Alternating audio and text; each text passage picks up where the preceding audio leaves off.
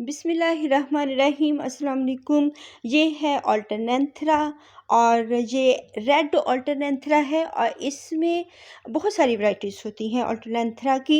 मेरे पास 2-3 वैरायटीज़ हैं, तो उनमें से ये है ऑल्टरनेंथरा। इसके 2-3 कलर्स हैं, ग्रीन कलर, रेड और पर्पलिश कलर है इसका। तो इसमें 2-3 कलर्स होते हैं जो कि बहुत खूबसूरत लगते हैं। और ये मैंने जगह-जगह पे इसको लगाया हुआ है, तो ये इसमें कलर ज़्यादा डार्क आ रहे हैं।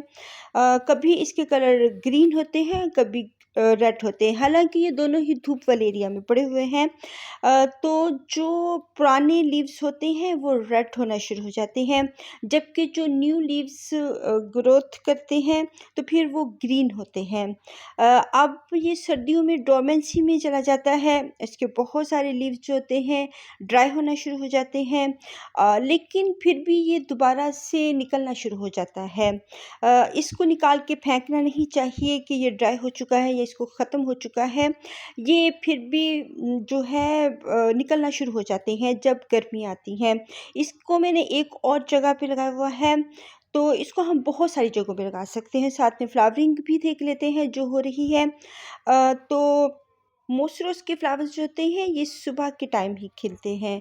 तो एक ये जगह है, ये एक टोकरी होगी जिसमें हम लगा सकते हैं। जैसे टब, छोटा-सा टब हो, उसमें हम इसको लगा सकते हैं। इसको वेजिस के तौर पे भी लगा सकते हैं, जैसे सब्जियां लगाते हैं और इसको वैसे ही हम इसको लगा सकते हैं। अब ये देखें, ये जो पुराने लीव्स हैं वो रेड रेड कलर के हैं और जो न्यू लीव्स आते हैं वो ग्रीन ग्रीन आते हैं। फिर ये पुराने ओल्ड होते जाते हैं तो ये रेड होना शुरू हो जाते हैं। और कुछ इनका ये भी होता है कि अगर शेडी एरिया में है तो इनके ग्रीन लीव्स आएंगे। अगर हम इनको धूप वाले एरिया में रखेंगे तो फिर इनके रेड कलर्स आते हैं। लेकिन बहुत ज़्यादा जो होती है धूप, जैसे 47 या 46 के राउंड अबाउट जो सनलाइट होती है, वो उसमें हम इसको फिर रखेंगे पार्शियल लाइट में या किसी नेट के नीचे रखेंगे, क्योंकि ये फिर बर्न होना शुरू हो जाते हैं। और अगर हम इनको फ़िल्टर लाइट में रखते हैं तो फिर ये महफूज़ रहते हैं, सेफ रहते हैं। लेकिन वहाँ पे इनके फिर वक्त के साथ साथ अगर सर्दियों में इनको धूप हम प्रोवाइड करेंगे तो इनके कलर्स बहुत डार्क रेड में चले जाते हैं। और गर्मियों में थोड़े ये ग्रीनिश कलर में आ जाते हैं। तो इनके हर एक जो नोड एरिया होता है वहाँ से रूट्स, जो एरियल रूट्स होती हैं, वो बनना स्टार्ट हो जाती हैं। तो इनकी हम छोटी से छोटी कटिंग्स भी लगा सकते हैं और इनके जो रूट्स होती हैं उनसे भी इसको हम डिवाइड कर सकते हैं। रूट्स से इनको हम अलहदा करके, इनको डिवाइड करके तो फिर इनकी प्रोपगेशन कर सकते हैं। अब ये जो कटिंग्स हैं ये हम ले लेंगे 3 इंच की, 4 इंच की, या इसमें बहुत सारे नोड एरियाज़ होंगे जो पास-पास होंगे। और ये अगर हम इसको रूट से भी लगाएँगे तो इसमें जो एरियल रूट्स होती हैं वो भी स्प्रेड होती हैं। इसलिए हम इसको ग्राउंड कवर के तौर पे भी लगा सकते हैं, क्योंकि पूरी अगर हम ज़मीन पे लगाएँ और थोड़ा-सा इसको पार्शियल लाइट दें, बहुत ज़्यादा गर्मियों में, सर्दियों में इसको हम फुल धूप में रख सकते हैं और धूप में ही इसके कलर्स आते हैं। लेकिन बहुत ज़्यादा गर्मी में फिर ये बहुत ख़राब होना शुरू हो जाता है, बहुत ज़्यादा हाई टेम्परेचर में। तो फिर हम इसको हाई टेम्परेचर में पार्शियल लाइट या नेट के नीचे रखेंगे। अगर हम इसको ग्राउंड कवर के तौर पे लगाएँ तो ये बहुत सारे एरिया को कवर कर लेती है और ये बढ़ना शुरू हो जाती है, पूरे एरिया में स्प्रेड हो जाती है। इसको हम हैंगिंग बास्केट के तौर पे भी लगा सकते हैं। तो हैंगिंग बास्केट में बहुत खूबसूरत कलर्स आते हैं इसके और बहुत खूबसूरत लगती है। जब हम इसको किसी ग्राउंड कवर के तौर पे लगाते हैं तो ये फिर उस एरिया को जैसे एक रेड कलर हो जाता है और बहुत खूबसूरत लगती है। तो इसके लिए जो सैंडी सॉइल होगी, इसमें कोकोपीट हम डालेंगे क्योंकि ये पानी को बहुत पसंद करता है। अल्टरनेंथरा ये वाली जो वैरायटी है, तमाम जो डिफरेंट वैराइटीज़ होती हैं, सबकी नेचर डिफरेंट होती है। सबको हम एक ही नेचर में इनकी नहीं कर सकते, रख सकते, क्योंकि इनकी अलग-अलग पानी की और धूप की रिक्वायरमेंट होती है। ऑल्टरनेंथरा सभी बहुत खूबसूरत होते हैं। तो ये भी एक हैंगिंग बास्केट में था, वो मेरी टूट गई, तो इसको अब मैंने इसको ऐसे ही रखा हुआ है। प्लांट्स के पीछे नीचे करके छुपा के रख दें, बहुत ज़्यादा हार्श धूप में ये फिर बर्न होना शुरू हो जाती है। तो इसको पानी बहुत पसंद होता है। तो ये देखिए इसकी जो ब्रांचेस निकल रही हैं उसमें एरियल रूट्स भी हैं, और ये जो नीचे को लटकती हैं तो ये बहुत खूबसूरत लगती हैं जब हैंगिंग बास्केट में। तो बहुत ये खूबसूरत सा प्लांट है। और अगर नीचे से हम इसको देखें तो इसके पर्पल कलर के लीव्स होते हैं। ऊपर से इतना ये खूबसूरत नहीं लगता जितना ये हैंगिंग बास्केट में लटका हुआ बहुत खूबसूरत लगेगा। तो इसकी हम बहुत सारी कटिंग्स लगा सकते हैं, बहुत सारी जगहों पे मैंने लगाई हुई है। बहुत बिग बिग जो ट्री होते हैं उनके मैंने बॉटम में जो खाली जगह होती है वहाँ पे मैंने लगाया हुआ है।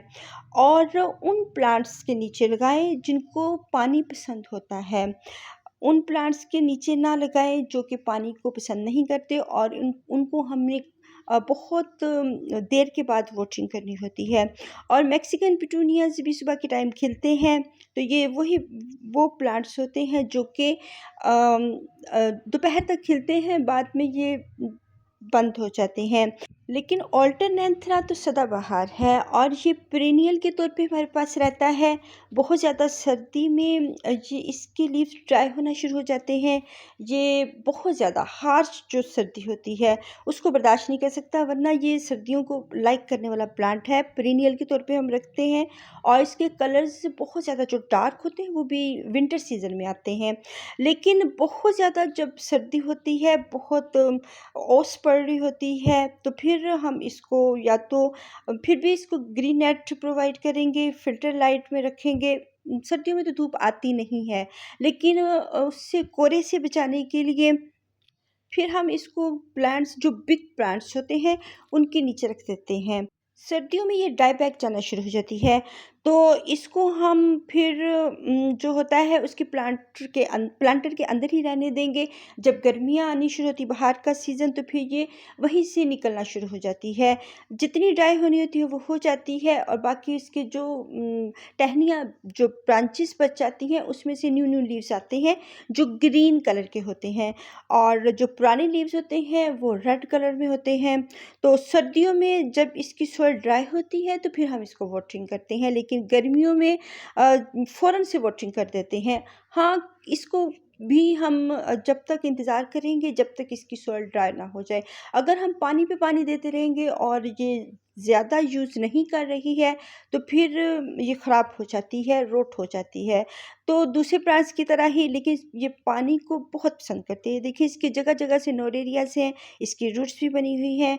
तो बहुत ज़्यादा गर्मी में तो इसकी कटिंग्स जब हम लगाएँगे, क्योंकि ये जून का मंथ है, बहुत ज़्यादा गर्मी है, बहुत हाई टेम्परेचर है, तो तकरीबन कभी रात के टाइम तकरीबन 40 से नीचे चला जाता है, लेकिन दिन के टाइम 40 से अबव हो जाता है। तो ये इसका बहुत हाई टेम्परेचर में हम कटिंग्स अगर लगाएँगे तो बहुत ज़्यादा इसको छुपा कर रखेंगे, बिल्कुल शेड में रखेंगे, बल्कि अंधेरी वाली जगह पे रख देंगे। और इसको वाटरिंग तब करें जब इसकी सॉइल ड्राई हो। इसमें कोकोपीट का यूज़ कर सकते हैं क्योंकि इसको पानी बहुत पसंद होता है, तो कोकोपीट उसको थोड़े दिनों के लिए होल्ड करके रखती है, वरना तो बार-बार इसका सॉइल ड्राई हो जाती है, और ये फिर अगर बहुत दिनों तक इसको हम ड्राई सॉइल में रखेंगे तो ये ख़त्म हो जाएगा प्लांट। इसको ड्राई सॉइल बहुत दिनों तक पसंद नहीं है। 1 दिन के लिए रख सकते हैं, सर्दियों में 2 दिन के लिए रख सकते हैं, और इसके लीव्स खुद नीचे गिरना शुरू हो जाते हैं और कहते हैं कि हमें पानी की ज़रूरत है। प्लांट्स खुद बताते हैं, तो फिर हम पता कर सकते हैं ऐसे कि इनको कितने दिनों के बाद पानी की ज़रूरत है। तो कटिंग्स का भी ऐसे ही है, जब सॉइल ड्राई होगी तब हम वाटरिंग करेंगे। अल्लाह हाफ़िज़।